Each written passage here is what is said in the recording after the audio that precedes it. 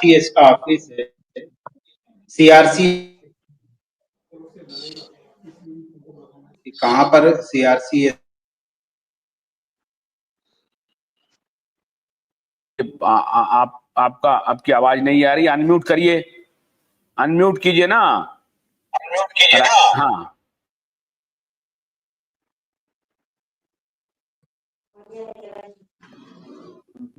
Sir Katiyar जी ने जैसे अभी बताया है कि भोपाल में सीआरसीएस का ऑफिस है, तो हम वहां पर जाने की कोशिश करेंगे, वहां जानकारी लेंगे कि वहां पर क्या हमारी समस्या का समाधान कैसे हो सकता है। साहब ये बताइए, अभी तक कहाँ से हैं? एक मिनट रुकिए। आबिद अख्तर कहाँ के रहने वाले हैं आप? अनम्यूट करिए आबिद अख्तर जी। तब तक आप बोलिए कटियार साहब क्या बोल रहे हैं। मैं ये बताना चाह रहा था कि मध्य प्रदेश के लोगों के लिए भोपाल में मैं यूपी से हूँ, यूपी गोरखपुर। एमपी नगर में ही है सीआरपीएफ का ऑफिस, जो बैंक लाइन है, जोनल ऑफिस के काफी नजदीक है। सर मैं यूपी से हूँ, यूपी गोरखपुर।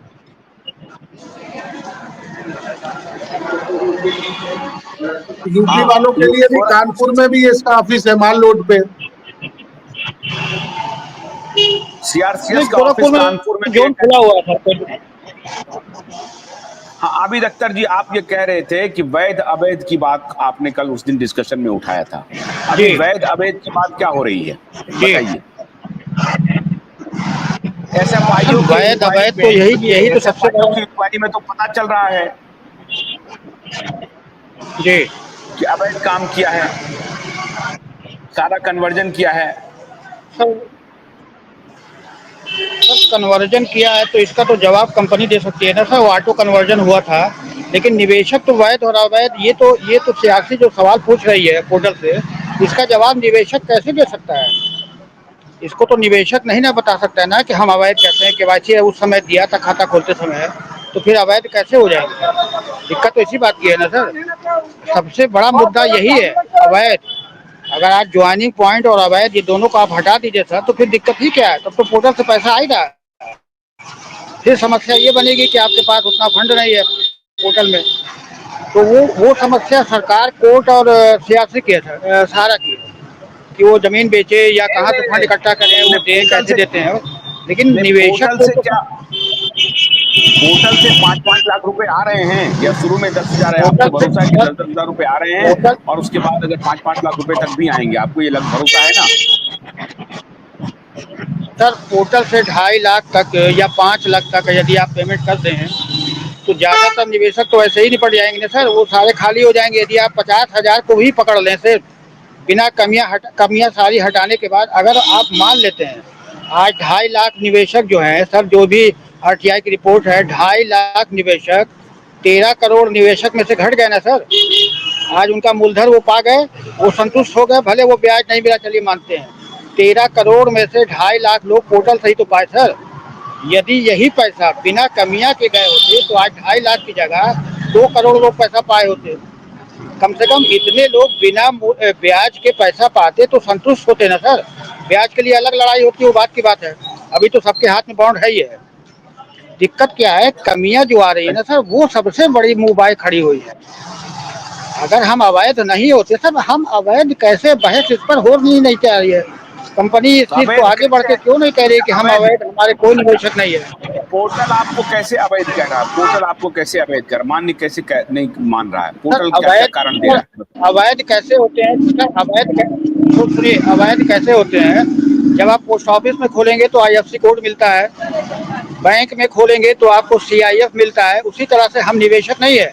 सहारा में खोला हुआ कोई भी सोसाइटी का आदमी निवेशक नहीं होता है, वो मेंबर होता है। उसको मेंबरशिप भरना पड़ता है। यदि वो मेंबरशिप अपलोड नहीं करेंगे तो वो अवैध होते हैं। ये सियासी सही गलत नहीं है, एकदम सही है। गलती यहाँ पे सहारा की है, उन्होंने मेंबरशिप को सही से अपलोड नहीं किया। जहाँ मोहर लगाना चाहिए थी क्रेडिट कोऑपरेटिव की, वहाँ लगाया उन्होंने सहारा इंडिया की मोहर। छोटी छोटी कमियां है, जहाँ पे सेक्टर मैनेजर की साइन होनी चाहिए थी वहाँ पे कोऑपरेटिव की मोहर लग गई। फॉर्म जो आपने भरे, जो ओपनिंग फॉर्म आपने भरे, पीछे जो है ऑफिस वालों ने पूरा फॉर्म नहीं भरा।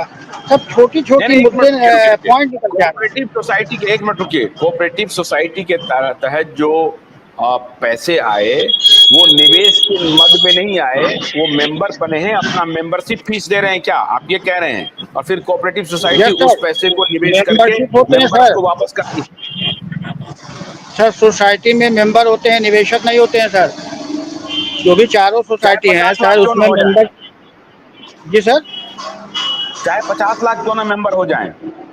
हाँ सर, मेंबर जितने भी होंगे सारे के सारे वो निवेशक नहीं, उनको निवेशक आप कह ही नहीं सकते हैं सर। वो मेंबर होते हैं, सोसाइटी के सदस्य होते हैं सर, वो तो निवेशक नहीं होते हैं। तो फिर पैसा क्यों मिलेगा उनको, निवेशक को, जब मेंबर ही है? जी सर, तो उनके पैसे की देनदारी कैसे होती है? अगर वो सदस्य हैं, मेंबर हैं, तो उनके पैसे की वापसी की क्या गारंटी है? उसमें ये कहा जाता है कि हम ये मेंबर हैं, आप हमको एक दीजिए, हम 3 देंगे, वापस करेंगे। सर वो जो भी आप मेंबरशिप भरते हैं, शेयर भरते हैं, उसमें 20 रुपए या 15 रुपए का, उसमें आप जो होते हैं सर, एक मिनट कॉल आ रही है।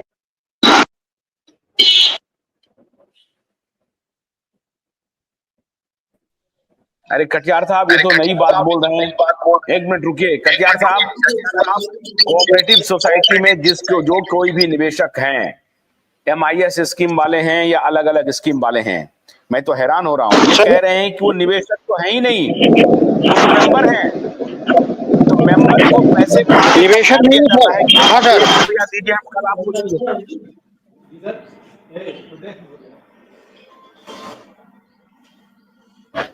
कटियार साहब बोलिए। सर आप पता करें, सोसाइटी का कोई भी सदस्य निवेशक नहीं होता है, सदस्य होता है।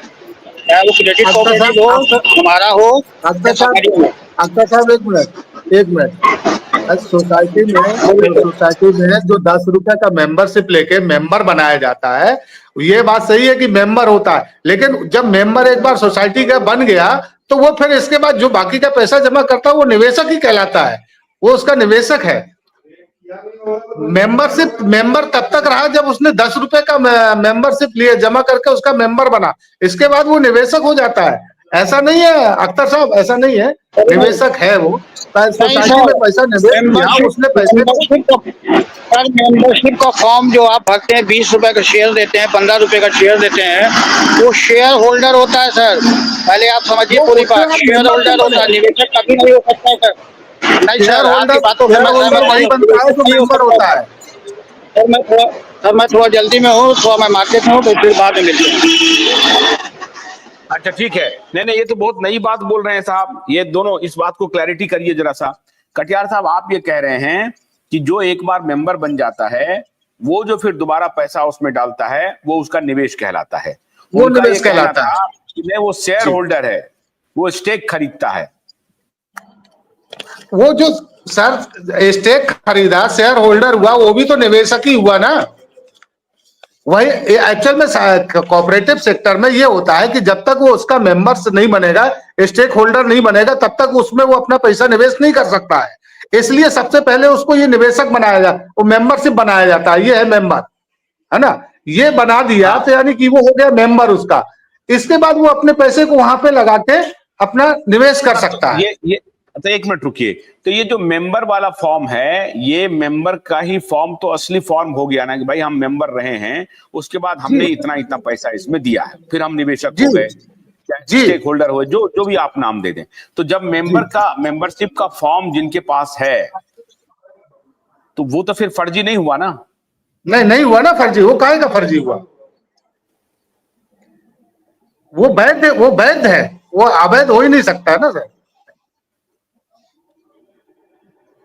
ये वैध अवैध का जो सर, इसके ही ये तो किसी भी समय के, मतलब समय को पास करने के लिए किसी बहाने एक नया सुबह छोड़ा जाता है कि अब हम वैध अवैध में उलझे रहे, उसमें कुछ समय पास किया जाए। ये सब टाइम पास करने के कई कारण है सर। भाई जब तक मेंबर, किसी के पास ये मेंबरशिप नहीं है, तब तक वो अवैध है। जिसके पास मेंबरशिप हो गया तो यानी वो वैध हो गया। जब वैध हो गया वो, तो फिर उसमें अवैध होने का कारण ही नहीं। इसके बाद उसने कितना निवेश किया, क्या नहीं किया, जो निवेश किया उसका वो अलग से सर्टिफिकेट है उसके पास, वो सर्टिफिकेट है सर। तो सर्टिफिकेट में आपका मेन वैल्यू और डिपॉजिट अमाउंट और मैच्योरिटी वैल्यू सब कुछ लिखी हुई है, तो उसमें काय का अवैध है सर। इसके बाद भी उसने अपना आधार कार्ड लगाया हुआ है, उसने अपना पैन कार्ड लगाया हुआ है, सर्टिफिकेट की कॉपी स्कैन करके भेजी हुई है, सब कुछ लगा, तो अवैध होने का सवाल ही नहीं उठता है ना सर। वो काहे का अवैध है, वो तो वैध है ना सर। सर ये बीच में जो मेंबरशिप फॉर्म मांग रहा था उसका क्या मतलब होता है सर? जैसे क्या सर चौधरी साहब? सर बीच में जो मेंबरशिप का फॉर्म मांग रहे थे इसका क्या मतलब होता है सर? थोड़ा और इसके मेंबरशिप लिए क्या होता है? मेंबरशिप क्या होता है? उसका ये मतलब वो जो बीच में जो मेंबरशिप फॉर्म मांगे जा रहे हैं उसका ये मतलब है कि जो हमने पहले मेंबरशिप फॉर्म भरा था वो कहीं ना कहीं मिस हो गया है, या तो रिकॉर्ड में नहीं पहुंच पाया है लखनऊ तक, या वो यहाँ ब्रांचों में पड़ा रह गया है, यानी कि कहीं ना कहीं के कुल मिला के वो रिकॉर्ड मिस हो गया है, इसलिए वो दोबारा मांग के उसको मांगा जा रहा है मेंबरशिप फॉर्म।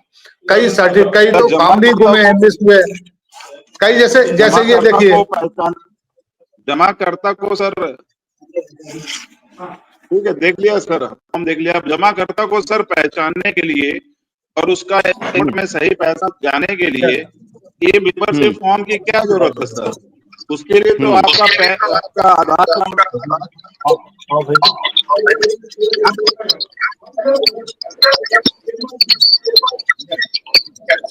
आपका आवाज नहीं आ रहा सर।